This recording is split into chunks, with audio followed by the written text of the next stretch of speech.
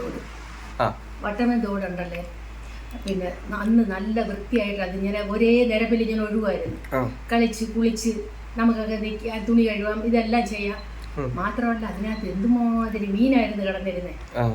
നമ്മളങ്ങോട്ട് ചെല്ലുമ്പോൾ തെളിഞ്ഞ വെള്ളത്തിൽ കിടക്കുന്ന മാനത്ത് കണ്ണി, പരല്, ഇത് രണ്ടിനും നമുക്ക് തെളിഞ്ഞ വെള്ളത്തിൽ തന്നെ കാണാം. നല്ല തെളിഞ്ഞ വെള്ളമായിരുന്നു. തെളിഞ്ഞ വെള്ളത്തിൽ ഇതിന് രണ്ടിനെ നമുക്ക് കാണാം.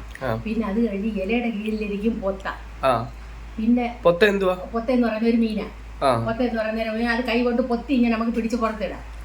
പിന്നെ അതിന്റെ അങ്ങോട്ട് ചവറിന്റെ ഇടയ്ക്ക് ഇരിക്കും കരട്ടി എന്ന് പറയുന്ന പരലിന്റെ കൂട്ടുള്ള ഒരു കറുത്ത മീൻ. പരലിന്റെ കൂട്ടിരിക്കുന്ന ഒരു കറുത്ത മീനാ. പിന്നെ ഇത് കരട്ടി എന്ന് പറയുന്ന മീൻ. കരട്ടി. അപ്പോൾ ആ മീൻ അവിടെ കണ്ടു. പിന്നെ മണലിനകത്ത് തന്നെ നല്ല മണലും നമുക്ക് കാണാം, തെളിഞ്ഞ വെള്ളമില്ലയോ, അതിനകത്ത് ഇങ്ങനെ കിടക്കും നമുക്കുള്ള. പിന്നെ അതിനകത്ത് അയിര അയിര അയിര രണ്ട് കൈ കൊണ്ട് മണൽ അയിര അയിര അയിര അയിര എന്ന് പറയുന്ന മീൻ നമ്മൾ രണ്ട് കൈ കൊണ്ട് ഇങ്ങനെ കോരി ഈ മണലൂടെ കോരി പുറത്തിട്ടെങ്കിലേ നമുക്ക് അതിനെ, ഞങ്ങൾ കൊച്ചിലെ പോയി ഇത് ഞായറാഴ്ച പള്ളക്കുടുത്തി ഒടുവുള്ളതിനെയൊക്കെ കളിക്കുമായിരുന്നു പിടിച്ച്. അപ്പോൾ പുറത്തിടും. അപ്പോഴയിര എന്ന് പറയുന്ന മീനും ഉണ്ട് കേട്ടോ.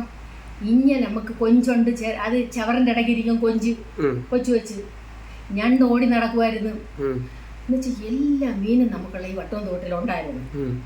അങ്ങനെ ഇരിക്കുമ്പോൾ ഒരു ദിവസം ഈ ചൂട് വരുമ്പോ ഈ അവരൊരു സൂക്ഷിക്കുന്ന വലിയൊരു മത്സ്യ സമൃദ്ധിയുള്ള ഒരു തോടായിരുന്നു. നമ്മളെ അപ്പുറത്തെ ഇപ്പുറത്തെ ഉണ്ടല്ലേ പുരയിടക്കാര്, അപ്പുറത്തെ ഇപ്പുറത്തെ പുരയിടക്കാരുടെ ഓണർമാരാണ് ഈ രണ്ട് പിന്നെ ഈ തോടും സംരക്ഷിച്ചു പോകുന്നത്. അവരുടെ പുരയിടത്തിന്റെ വളപ്പ് വരെ അവർ സംരക്ഷിച്ചു പോകും. അതിലൊരു പഞ്ചായത്തും ഒരു പിന്നെ തൊഴിലുറപ്പുകാരും ഒന്നും അവിടെ വരേണ്ട കാര്യമില്ല. അവർ തന്നെയാണ് അത് സംരക്ഷിക്കുന്നത്. അപ്പോഴവർ ഒരു ദിവസമാകുമ്പം ഇത് നല്ല വെള്ളമൊക്കെ പറ്റുന്ന സമയത്ത് ഇത് തേവും തോട് തേവി എടുക്കുമ്പോഴുണ്ടല്ലോ, എന്തെല്ലാം മീനാരി കിട്ടുന്നതെന്നറിയോ? കുറുവ, പരലിന്റെ ഒരു പെനത്തെ ആ സൈസ് ഒരു മീനാണ് കുറുവ.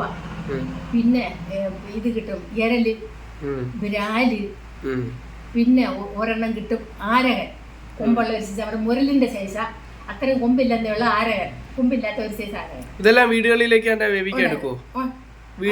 തന്നെ പാചകം ചെയ്തെടുക്കുമായിരുന്നു. എന്നിട്ട് നമുക്ക് പിന്നെ കാരി എന്ന് പറയുന്ന ഒരു ഉണ്ട്, തേടിന്റെ കൂട്ടിരിക്കുന്ന ഒരു മീനുണ്ട്, കാരി എന്ന് പറയാം. അത് തേടിന്റെ കൂട്ട് വെളുത്ത തേടിങ്ങനെ തൂങ്ങി കിടക്കുമായിരുന്നു ആ മീൻ. നല്ല രസം. അതൊക്കെ പുറമ്പല് പിള്ളേരെല്ലാം ഇതിനെ ചൂണ്ടയിട്ടും പിടിക്കുമായിരുന്നു അന്ന്. ഒരു കൗമാരപ്രായ പിള്ളേർ ചിരട്ടയ്ക്കകത്ത് പിന്നെ ഇതുമായിട്ട് വന്ന് എരിയുമായിട്ട് വന്ന് ഇതിനെ പിന്നെ ചൂണ്ടയിട്ട് പിടിച്ചും കൊണ്ടുപോകുമായിരുന്നു. എന്നിട്ട് നെടുമീൻ വരെയുള്ള നമ്മളെ മത്സ്യ സമ്പത്ത് നിറഞ്ഞൊരു തോടായിരുന്നു ഈ വട്ടമൻ തോട്. ഇതെല്ലാം കൊട്ടയ്ക്കകത്ത് പിടിക്കുമായിരുന്നു. ഞങ്ങൾ അപ്പം രണ്ട് കരയും നമുക്കുള്ള നമ്മളെ അച്ഛൻ്റെ കൂട്ടുകാരും അവരെല്ലാവരും കൂടെ തേവി പിടിക്കും. കൊട്ടയ്ക്കകത്താണ് മീൻ കൊണ്ടുവരുന്നത്. കൊണ്ടുവന്ന ഉടനെ കൊടുക്കേണ്ടതനുസരിച്ച് എല്ലാവർക്കും അത് പങ്കുവെച്ചൊക്കെ കൊടുക്കും. ഇത്രയും മീൻ. അത് കഴിഞ്ഞ് പിറ്റേന്ന് പോലെ ഇവർ തോട്, ഒരു ജോലി ഇവർക്ക് കൃഷിക്കാർക്ക് വയലിലും കരയ്ക്കും ഇല്ലാതെ വരുമ്പോഴേ അവർ തോട് വൃത്തിയാക്കുന്നത്. ഈ കൃഷിക്കാർ ആ തോട് വൃത്തിയാക്കുന്ന, വയലിലും അവർക്ക് ജോലിയില്ല, കരയ്ക്ക് ജോലിയില്ലെങ്കിലും ഇവർ ചുമ്മാ ഇരിക്കത്തില്ലേ കൃഷിക്കാർ, അവർക്ക് എന്തെങ്കിലും ചെയ്യണം. അപ്പോഴിവർ തോട് വൃത്തിയാക്കണം. അപ്പോഴാണ് ഈ മീനെല്ലാം കിട്ടുന്നത്. അങ്ങനെ പിടിച്ചുകൊണ്ട് വന്ന് ഇത്രയും വലിയ മത്സ്യസമ്പത്തുള്ള അമ്മക്കുള്ള ഈ തോടുണ്ടല്ലേ, വട്ടമൻ തോട്, ഇപ്പം കിടക്കുന്നത് അതിൻ്റെ ശവശരീരമാണെന്നാണ് തോന്നുന്നത്. എന്ന് വെച്ചാൽ ഒരു കാരണവശാലും അതിനകത്തൊരു മീനോ ഒന്നും അത് കാണാനില്ല, നടക്കാനൊക്കത്തില്ല, അപ്പുറത്തോട്ട് പോകാനൊക്കത്തില്ല. എക്കല് പൊതഞ്ഞങ്ങ് പോകും. മണലെല്ലാവരും കോരി അതങ്ങ് വൃത്തിയടക്കി. മറ്റേ മണലൊന്നും പോരത്തില്ല. ഇപ്പുറത്തോടെ പുരയിടക്കാരൻ്റെ അപ്പുറത്തെ പുരയിടക്കാരൻ്റെ ഇടയ്ക്ക് കിടക്കുന്നതിൽ മണലാര് പോരും അവർ സമ്മതിക്കത്തില്ല, അവർ ചെല്ലുമായിരുന്നു.